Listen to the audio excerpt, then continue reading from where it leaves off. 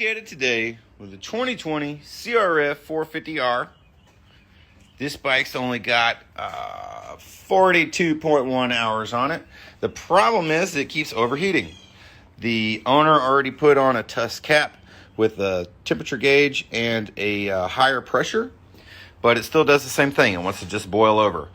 I went through the other day and I tightened up all the connections and stuff, but it still wants to just over pressurize and start to come out of almost every connection. So I'm thinking it could be the head gasket. We went ahead and ordered that kit. So we got a new head gasket kit. And then I'm also going to take apart the water pump while everything's apart, just to make sure that everything's Gucci. Let's roll. Look at the fucking pressure on that shit, dude. I ain't never seen it shoot out like that before. Never. Crazy. So this doesn't really pertain to the overheating issue that we're having, but since the engine's open, I'm gonna go ahead and do a valve job on it. And I got it wrote down here. The exhaust needs to be 0.011 and the intake needs to be 0.005. The intakes are close. That one's 0.006.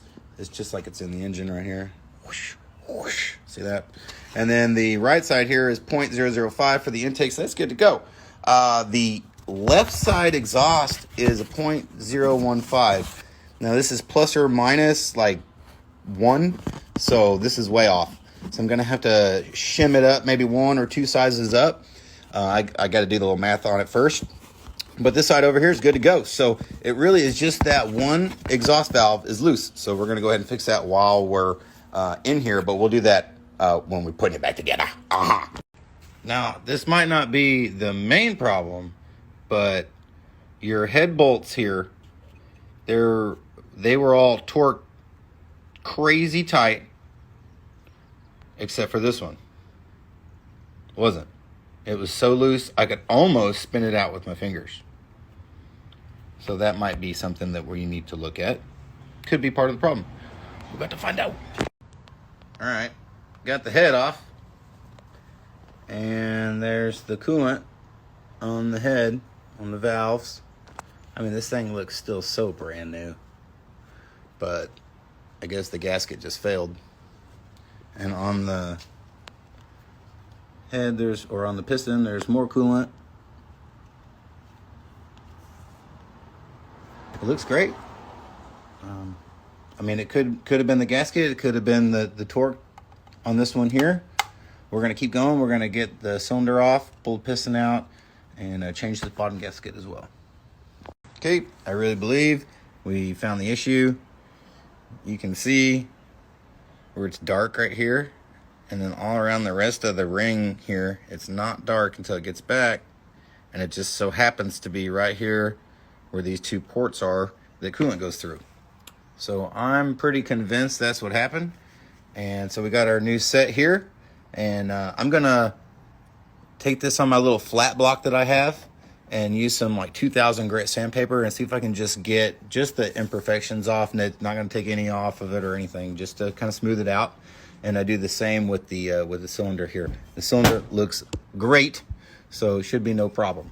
I get a lot of questions about shimming and adjusting valves on 250s and 450s. It's a little bit different than on tappet style valves.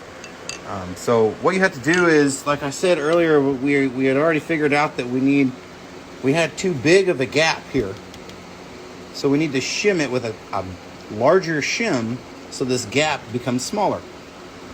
So I use my dial calipers here, and I figured out that the shim that came out of it, which doesn't have any markings on either side, sometimes they do and sometimes they don't, they just wear off over time. I figured out it was a 230 shim. So we need to go up a size. So I don't have any 235s, so we went up to a 240. So we're gonna use a 240 shim. I think it's that one. They're really hard to read.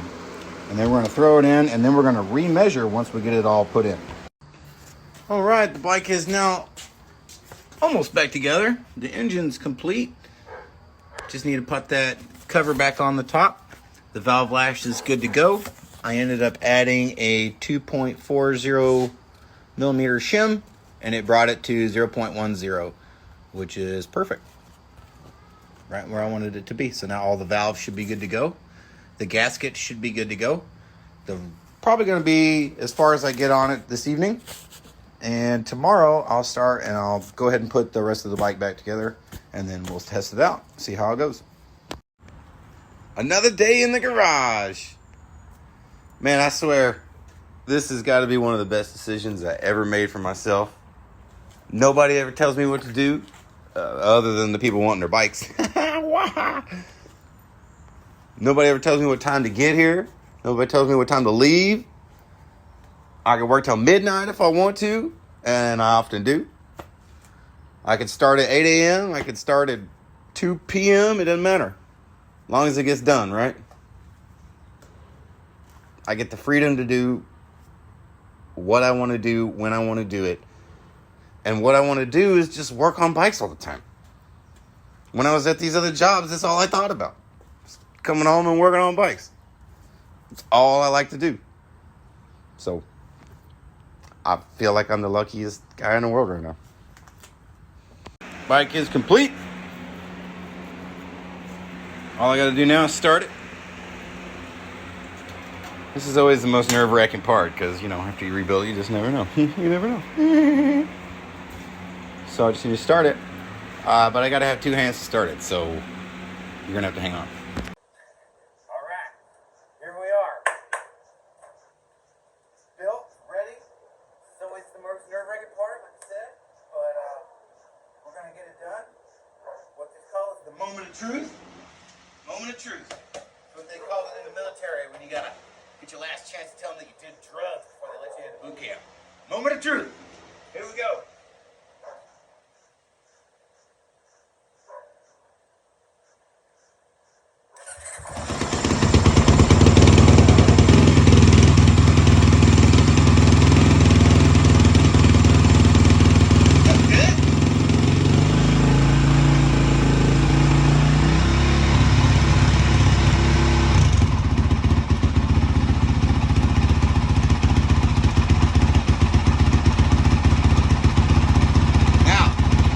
Wait to see if it drips.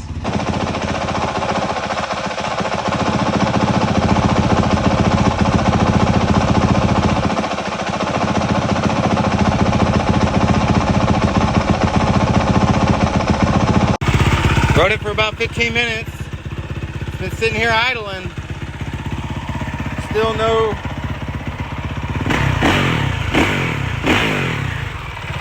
overflow drips. Pretty good sign. Pretty good sign. It's a fun bike to ride too. Got a lot of power. It's way better than my 250. This thing is nice.